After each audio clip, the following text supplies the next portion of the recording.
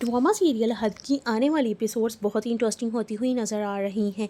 ज़ीनिया पूरी रात शहराम का इंतज़ार करती रही। उसके दिल में यही एक उम्मीद थी कि अगर शहराम ने उसे निकाह कर लिया है तो एक ना एक दिन वो दोबारा उसे मोहब्बत करने लगेगा, फरियाल से दूर हो जाएगा और उसे अपनी ज़िंदगी में जगह दे देगा। ज़ीनिया खुद को ये यकीन दिलाती रही कि शहराम कभी उससे बहुत मोहब्बत करता था, इसलिए ज़रूर उसकी बातों पर यकीन कर चुका होगा और उसके साथ पास वापस आएगा। लेकिन हकीकत उसके तसव्वुर से बिल्कुल मुख्तलिफ थी। शहराम ने ज़ीनिया से निकाह मोहब्बत की वजह से नहीं, बल्कि उसे उसके किए हुए जुल्म और साजिशों की सज़ा देने के लिए किया था। वो तकलीफ़ उसे महसूस करवाना चाहता था जो ज़ीनिया ने उसके ख़ानदान और ख़ास तौर पर फरियाल को दी थी। इसीलिए उस रात शहराम फरियाल के कमरे में ही सो जाता है। अगली सुबह जब वो नाश्ते की मेज़ पर आता है तो सब मौजूद होते हैं, मगर ज़ीनिया नज़र नहीं आती। शहराम फरियाल से कहता है कि तुम लोग नाश्ता शुरू करो, मैं अभी आता हूँ। फरियाल को एक लम्हे के लिए बुरा ज़रूर लगता है, मगर शायद शहराम अब भी ज़ीनिया की फ़िक्र करता है, लेकिन वो खामोश रहती है। शहराम ज़ीनिया के कमरे में पहुंचता है तो वो सोफ़े पर बैठी उसका इंतज़ार कर रही होती है। उसे देखते ही जज्बाती अंदाज में कहती है, शहराम, मैं पूरी रात आपका इंतज़ार करती रही, आप आए क्यों नहीं। वो फ़ौरन उसका हाथ पकड़ लेती है और कहती है, आप जानते हैं ना कि मैं आपसे एक पल भी दूर नहीं रह सकती, फिर आपने मेरे साथ ऐसा क्यों किया। शहराम फ़ौरन अपना हाथ छुड़वा लेता है और सर्द लहजे में जवाब देता है, ज़ीनिया, अब मेरा और तुम्हारा ऐसा कोई रिश्ता नहीं कि मैं तुम्हारी ख्वाहिशें पूरी करूं।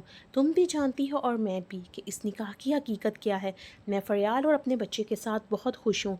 तुम हमारी ज़िंदगी में एक अज़ाब बनकर आई हो।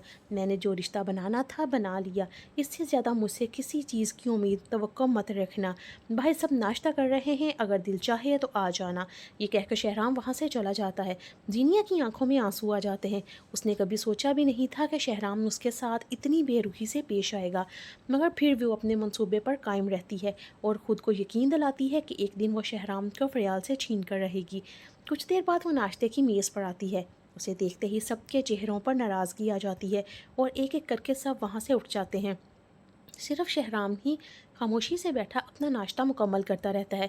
ज़ीनिया भी उसके पास बैठ जाती है। उसी दौरान फरियाल की वालदा गुस्से में वहाँ पर पहुँचती हैं। वो आते ही ज़ीनिया के मुंह पर ज़ोरदार थप्पड़ मारती हैं और कहती हैं, तुम्हारी हिम्मत कैसे हुई फरियाल का घर बर्बाद करने की। तुम हमेशा मेरी बेटी के पीछे पड़ी रहती हो, आखिर तुम्हें मसला क्या है। ये मंजर देखकर ज़ीनिया के तो होश ही उड़ जाते हैं। आज उसे उसी चची के हाथों ज़िल्लत का सामना करना पड़ रहा था जिसके लिए वो हमेशा बेइज्जती करती आई थी। उसकी आंखों में आंसू भर आते हैं और वो मदद की उम्मीद से शहराम की तरफ देखती है, मगर शहराम बगैर कुछ कहे अपना नाश्ता मुकम्मल करता है और वहाँ से उठकर चला जाता है।